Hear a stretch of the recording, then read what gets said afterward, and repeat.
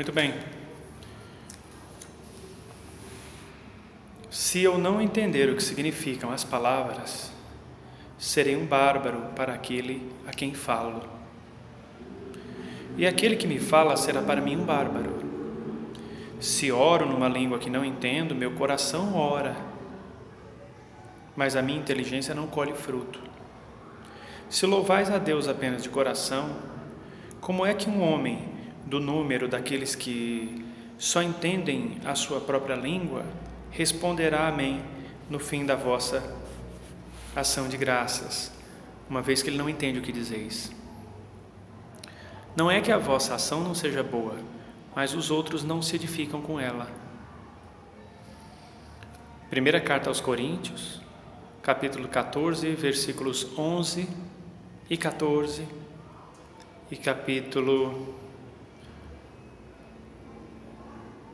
e os versículos 16 e 17. Bom, Coríntios 14, resumindo, foi escrito por Paulo. A partir disso, nós podemos tirar algumas conclusões. Me perguntaram outro dia: Hernani, a oração, ela só tem valor pelo pensamento ou as palavras também têm? Veja bem,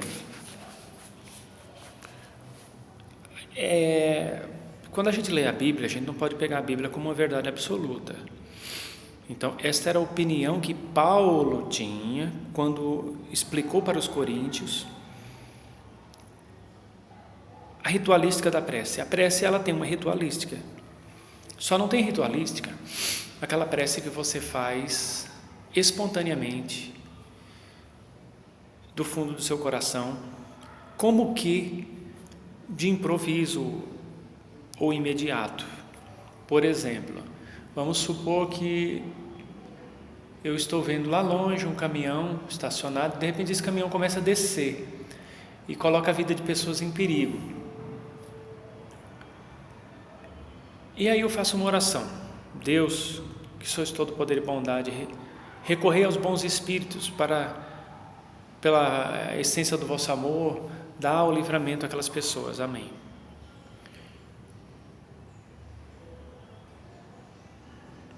Não precisou de uma ritualística. Não precisou de uma ritualística. No geral, as preces e orações, elas têm uma ritualística. Tem um começo, meio e fim, tem um tipo de palavra a se referir a determinado modus operandi, incluindo vocabulário, tom de voz, postura. Tem gente quando ora, levanta a cabecinha assim, fecha o olhinho, outros abaixa a cabecinha, outros parecem que estão chorando, põe a mãozinha assim, e outros abre o bocão e começa a gritar, outros levanta os bracinhos, outros justapõe as mãozinhas, né, o gachô, a mão em forma de prece, outros fazem assim com as duas mãozinhas, né, ora, vai de cada um, outro ora sentado, em pé, tem gente que ora de todas essas maneiras. Mas o que importa mesmo na oração é você conseguir se desligar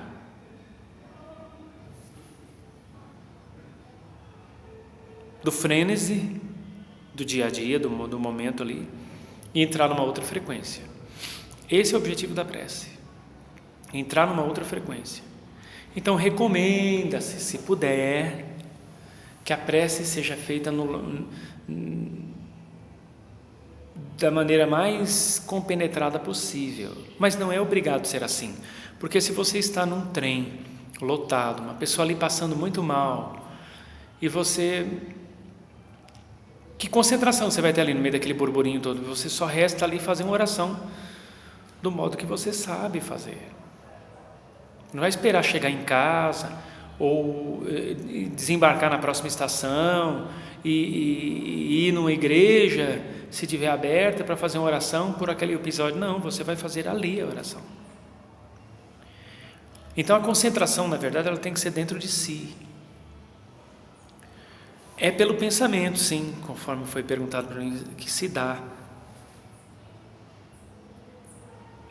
o entendimento da prece, a consciência de se estar num estado de oração, mas a conexão com o sagrado, ou com aquilo que você considera sagrado, não se dá só pelo pensamento. Não se dá só pelo pensamento. Porque olha o que Paulo diz aqui, lá no entender dele. Talvez se Paulo fosse reescrever essa carta aos Coríntios hoje, ele reescrevesse totalmente diferente, gente. Na época, dentro do contexto, ele disse: se eu não entender o que significa as palavras, serei um bárbaro para aquele quem fala, e aquele que me fala será um bárbaro para mim. Só que é lógico que Paulo não usa esse termo bárbaro, que esse termo bárbaro é um termo medieval, então significa que houve uma tradução em cima do verdadeiro texto que fez com que a palavra bárbaro entrasse no meio das escrituras. Esse termo bárbaro não tinha no tempo de Paulo.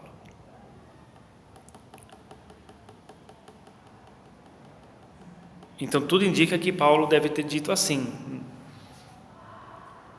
depois de todas as traduções que passaram, tirando todas as traduções: se eu não entender o que significa as palavras, serei um ignorante para aquele a quem falo, e aquele que me fala será para mim ignorante.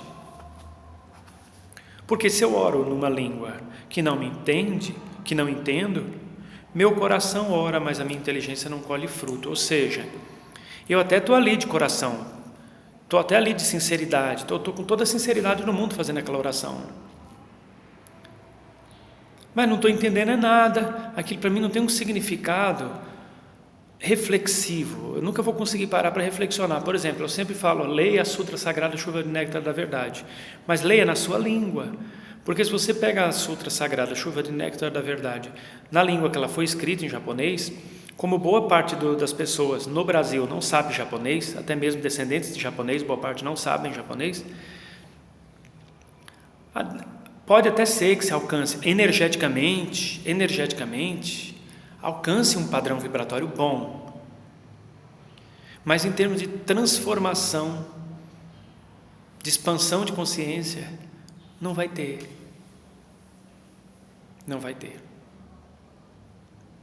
Então o que Paulo diz aqui? Que a oração tem que ser completa, ela tem que ter um alcance não só afetivo, sentir a energia da oração, como você tem que compreendê-la, para que a partir da compreensão você tenha discernimento para fazer novas escolhas e consiga sair da faixa de vibração do pensamento que te colocou naquele problema. Porque enquanto você não mudar a faixa de pensamento que te colocou naquele problema, você não sairá daquele tipo de problema. Agora, se você só faz orações que você não sabe o que significa, você pode até ficar melhor, você pode até alcançar determinados padrões vibratórios que te tirem de uma condição desagradável, mas não vai causar mudança em sua cultura pessoal, não vai te edificar. Ele diz: se louvais a Deus apenas de coração, como é que um homem do número daqueles que só entende a própria língua responderá amém no final de sua ação de graças? Sem o entendimento, não há libertação, não há transformação. Precisa ter o conjunto, o sentir, o pensar e o agir, ali junto. Se você quer ter saúde integral, riqueza integral, prosperidade integral, bonança integral, proteção integral, você deve saber concatenar sentimentos, pensamentos e ações na mesma frequência. Porque não é que vossa ação não seja boa, mas os outros não se edificam com ela. Ou seja, não está mudando nada, não está transformando nada. E não é só de idioma aqui que está falando não, viu? Podemos ir mais além. Se você mesmo falando a sua língua, ou você fazendo uma pregação na língua da maioria das pessoas ali, mesmo que você fale na língua das pessoas, se você usar um vocabulário que está além da cultura delas, mesmo falando aquela mesma língua, vamos supor um pregador que fala português, está fazendo uma excelente pregação em português, mas ninguém está entendendo nada porque ele usa termos muito fora do contexto da realidade daquelas pessoas. Elas também não vão entender. Elas também não vão entender. E aquilo não vai transformar, não vai edificar.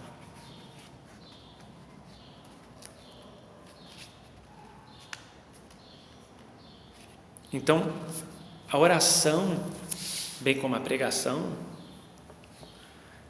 elas têm que ter uma finalidade transformadora, e a transformação só se dá pelo entendimento, porque pelo entendimento você vai discernir o que você quer e o que você não quer para você, o que você pode e o que você não pode, o que é importante e o que não é, e a partir desta seleção você toma uma decisão e redireciona a sua vida para uma ou outra direção, e aí conforme aquilo que você semear, porque a semeadura é democrática, na hora da obrigatória colheita, você vai ter aquilo que você semeou. Mas para isso você tem que ter o equilíbrio entre o sentir, o pensar e o agir. Bom, gente, então está aí a mensagem de Paulo. Que Deus lhe abençoe, até a próxima oportunidade, se Deus permitir. Eu sou o professor Hernandes, desejo muita paz, muita luz. Que assim seja.